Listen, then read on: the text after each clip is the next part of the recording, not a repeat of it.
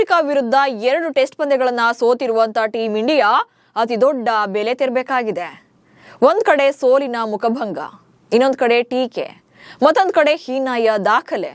ಆದ್ರೆ ಇದೆಲ್ಲಕ್ಕಿಂತ ಮುಖ್ಯವಾಗಿ ವಿಶ್ವ ಟೆಸ್ಟ್ ಚಾಂಪಿಯನ್ಶಿಪ್ ಫೈನಲ್ ರೇಸ್ನಿಂದಲೇ ಹೊರಬೀಳುವಂತ ಆತಂಕ ಎದುರಾಗಿದೆ. ಅಂಕ ಪಟ್ಟಿಯಲ್ಲಿ 5ನೇ ಸ್ಥಾನಕ್ಕೆ ಜಾರಿದೆ.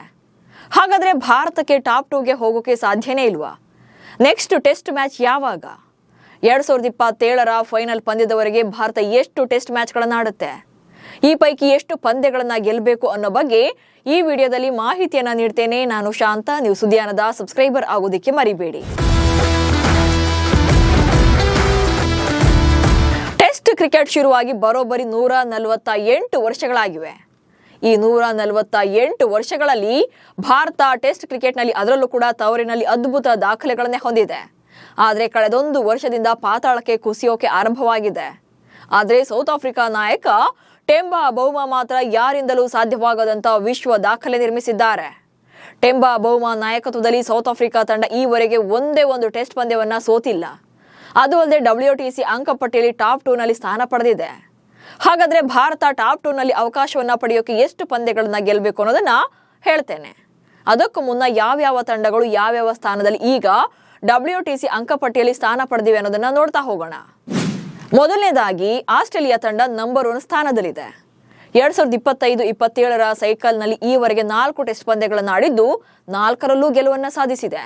ಸೊ 100% ವಿನ್ನಿಂಗ್ ರಿಸಲ್ಟ್ ನೊಂದಿಗೆ ಫಸ್ಟ್ ಪ್ಲೇಸ್ ನಲ್ಲಿದೆ. ಇನ್ನು ಸೆಕೆಂಡ್ ಪ್ಲೇಸ್ ನಲ್ಲಿ ಹಾಲಿ ಚಾಂಪಿಯನ್ ಆಗಿರುವಂತಹ ಸೌತ್ ಆಫ್ರಿಕಾ ತಂಡ ಇದೆ. ಇದರಲ್ಲಿ 4 ಪಂದ್ಯಗಳ ಪೈಕಿ 3ರಲ್ಲಿ ಗೆದ್ದು 1ರಲ್ಲಿ ಸೋಲನ್ನ ಕಂಡಿದ್ದಾರೆ. 75% ಗೆಲುವನ್ನ ಹೊಂದಿದ್ದಾರೆ. ಇನ್ನು ಶ್ರೀಲಂಕಾ ತಂಡ 3ನೇ ಸ್ಥಾನದಲ್ಲಿದ್ದು 2 ಪಂದ್ಯಗಳಲ್ಲಿ 1ರಲ್ಲಿ ಗೆದ್ದು 1ರಲ್ಲಿ ಸೋಲನ್ನ ಕಂಡಿದ್ದಾರೆ. 66.67ರ ವಿನ್ನಿಂಗ್ ಪರ್ಸೆಂಟೇಜ್ ಇದೆ. ಇನ್ನು 4ನೇ ಸ್ಥಾನದಲ್ಲಿ ಪಾಕಿಸ್ತಾನ ಇದ್ದು 2 ಪಂದ್ಯಗಳ ಪೈಕಿ 1ರಲ್ಲಿ ಗೆಲುವು ಹಾಗೆ 1ರಲ್ಲಿ ಸೋಲನ್ನ ಕಂಡಿದ್ದಾರೆ. 50ರಷ್ಟು ಗೆಲುವಿನ ಶೇಕಡಾವಾರನ್ನ ಹೊಂದಿದ್ದಾರೆ. ಇನ್ನು ಟೀಮ್ ಇಂಡಿಯಾ 5ನೇ ಸ್ಥಾನಕ್ಕೆ ಜಾರಿದೆ. ಆಲ್ರೆಡಿ 9 ಪಂದ್ಯಗಳನ್ನು ಆಡಿರುವಂತಹ ಭಾರತ 4ರಲ್ಲಿ ಗೆದ್ದು 4ರಲ್ಲಿ ಸೋಲನ್ನ ಕಂಡಿದೆ. ಹಾಗೆ 1 ಪಂದ್ಯ ಡ್ರಾನಲ್ಲಿ ಕೊನೆಯಾಗಿದೆ. 48.15ರ ವಿನ್ನಿಂಗ್ ಪರ್ಸೆಂಟೇಜ್ ಇದೆ.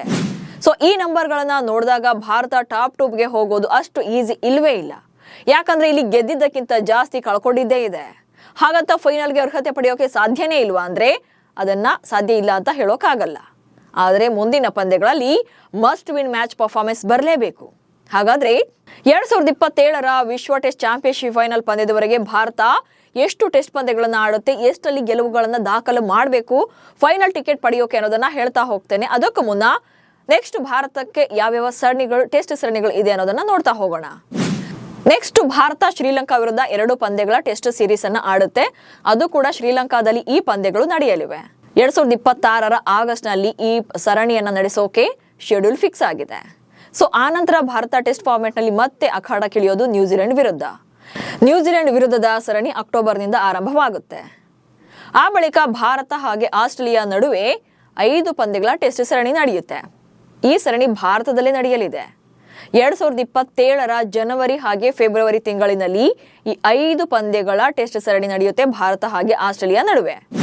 ಸೊ ಆಲ್ರೆಡಿ ಈ ಸೀರೀಸ್ ನಲ್ಲಿ 9 ಪಂದ್ಯಗಳನ್ನು ಆಡಿರುವಂತ ಭಾರತಕ್ಕೆ ನೆಕ್ಸ್ಟ್ WTC ಫೈನಲ್ ವೇಳೆಗೆ ಇನ್ನೂ 9 ಮ್ಯಾಚ್ಗಳು ಬಾಕಿ ಇದೆ.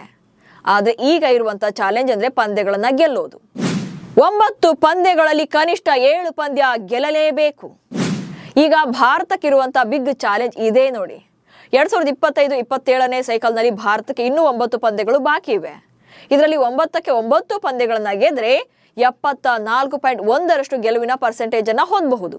ಅಥವಾ 7ರಲ್ಲಿ ಗೆದ್ದು 1 ಪಂದ್ಯ ಡ್ರಾ ಹಾಗೆ 1ರಲ್ಲಿ ಸೋಲನ್ನ ಕಂಡ್ರೆ 64.8% ಅನ್ನ ತಲುಪ್ತಾರೆ.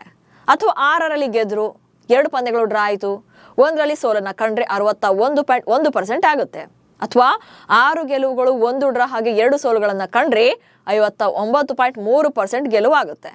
ಹೀಗೆ WTC ಟೇಬಲ್ ನಲ್ಲಿ ಅಗ್ರ 2 ಸ್ಥಾನಗಳಲ್ಲಿ ಟಿಕೆಟ್ ಅನ್ನ ಗಿಟ್ಟಿಸಿಕೊಳ್ಬೇಕು ಅಂದ್ರೆ ಕನಿಷ್ಠ 6 ಪಂದ್ಯಗಳನ್ನಂತೂ ಗೆಲ್ಲಬೇಕು. ಇನ್ನು ನೆಕ್ಸ್ಟ್ 2026ರ ಆಗಸ್ಟ್ ನಲ್ಲಿ ಟೆಸ್ಟ್ ಸೀರೀಸ್ ಇರೋದು. ಅಲ್ಲಿಯವರೆಗೆ ಭಾರತ ವೈಟ್ ಬಾಲ್ ಸೀರೀಸ್ ನಲ್ಲಿ ಬ್ಯುಸಿ ಆಗುತ್ತೆ. ಆದ್ರೆ ಒಂದಂತೂ ಸತ್ಯ, ಟೀಮ್ ಇಂಡಿಯಾದಲ್ಲಿ ಈಗಿನಂತೆಯೇ ಪ್ಲೇಯರ್ಗಳು, ಕೋಚ್, ಪ್ರಯೋಗ ಅಂತ ನಡೀತಾನೆ ಇದ್ರೆ ಮುಂದಿನ WTC ಫೈನಲ್ ಕನಸು ಕೂಡ ನನಸಾಗೋದು ಸಾಧ್ಯನೇ ಇಲ್ಲ. ನಮಸ್ಕಾರ.